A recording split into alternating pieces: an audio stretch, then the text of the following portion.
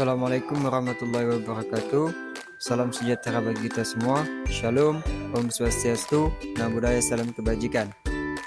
Pertama-tama saya akan memperkenalkan diri.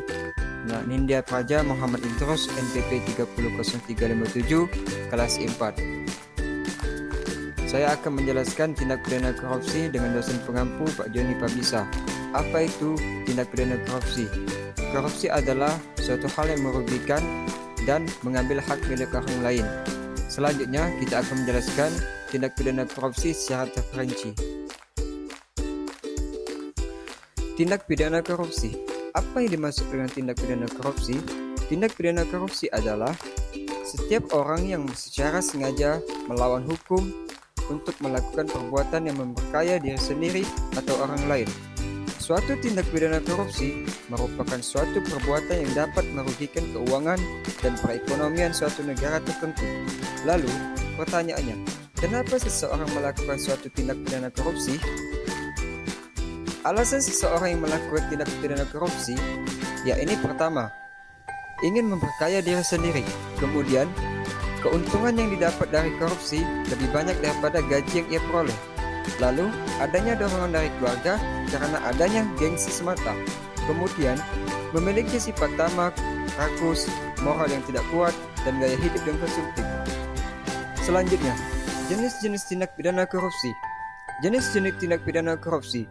1. Kerugian keuangan negara. 2. Suap menyuap. 3. Penggelapan dalam jabatan. 4. Pemerasan. Dan kelima, gratifikasi. Pada intinya, tindak pidana korupsi ini hanya untuk memperkaya diri sendiri.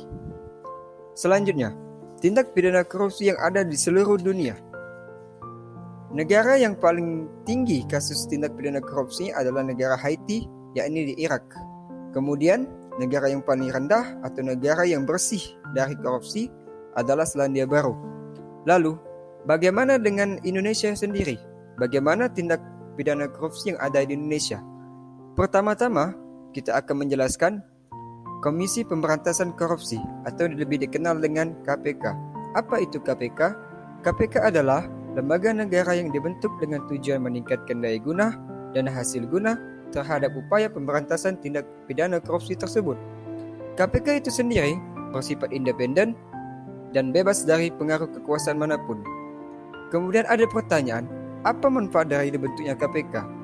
KPK pada intinya meningkatkan daya dan hasil guna dalam upaya pemberantasan tindak pidana korupsi. Contoh kasus korupsi yang ada di Indonesia. Kasus korupsi yang pernah terjadi di Indonesia mengenai Gayus Tambunan. Gayus Tambunan itu lebih dikenal dengan Gayus Holomoan Pertahanan Tambunan. Siapa yang tidak kenal beliau? Beliau merupakan koruptor kelas kakap. Bayangkan saja, di umurnya yang relatif muda, total dari kekayaan Gayus sebesar 28 miliar rupiah. Gayus bisa mendapatkan insentif hingga 100 miliar, setara dengan gajinya selama 688,7 tahun. Pada tahun 2010, Kementerian Keuangan Republik Indonesia digegerkan dengan penemuan kasus penggelapan, pencucian uang, dan korupsi oleh pegawai Dirjen Pajak golongan 3A, yakni oleh Gayus Tambunan tersebut. Beliau lahir di Jakarta 9 Mei 1979. Gayus dibesarkan keluarga yang biasa saja. Namun ternyata dari keluarga yang biasa saja itulah Gayus menjadi seorang yang luar biasa. Tak hanya itu, ia juga mengumpulkan harta dalam bentuk aset yang terdiri dari mobil Honda Jazz, Ford Everest, rumah di Gading Parkview, Kelapa Gading, Jakarta Utara, dan 31 batang emas masing-masing 100 gram. Terlalu berani, itulah ungkapan yang pas dilontarkan bagi seorang pegawai pajak biasa sekelas Gayus. Bayangkan saja, usianya belum 10 tahun duduk sebagai pegawai pajak, namun hartanya telah menggunung. Bermula dari Sekolah Tinggi Akuntansi Negara atau STAN, setelah itu Gayus ditempatkan di Balikpapan selama 3 tahun sebelum akhirnya dipindah tugaskan di Jakarta di bagian penilaian keberatan bagian pada seksi banding dan gugatan wilayah Jakarta 2, Ditjen Pajak sampai diberhentikan karena tersandung kasus mafia pajak. Tertanggal 1 Maret 2012. Setelah melewati berbagai sidang, akhirnya Gayus dijerat dengan pasal berlapis ketika jaksa penuntut umum menuntut Gayus dengan 4 dakwaan sekaligus. Dalam dakwaan pertama, ia dijerat pasal Undang-Undang Nomor 21 Tahun 2000. Ia diduga menerima suap senilai 925 juta dari Roberto Santonius dan 35 miliar dari Alip Kuncoro terkait pengurusan Sunset Polisi PT Kaltim Prima Corp, PT Bumi Resource, dan PT Antunum.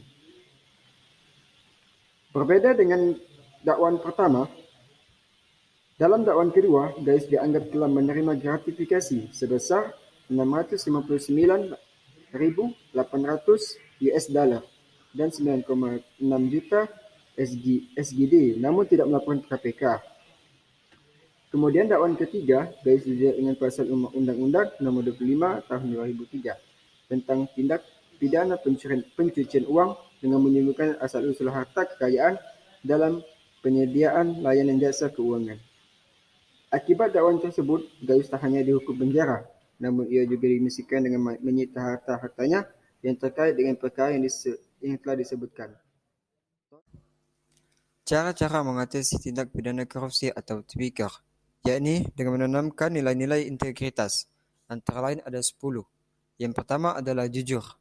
Kedua, peduli, mandiri, disiplin, bertanggung jawab, kerja keras, sederhana, berani, adil, dan meningkatkan kesabaran. Kemudian, bagaimana cara agar terhindar dari tindak pidana korupsi? Menurut saya, yang pertama adalah mendekatkan diri dengan keluarga. Kemudian yang kedua, selain mendekatkan diri kepada keluarga, juga mendekatkan diri kepada Tuhan Yang Maha Esa. Kemudian, berintegritas dalam bekerja. Mungkin sekian dapat saya sampaikan. Wassalamualaikum warahmatullahi wabarakatuh.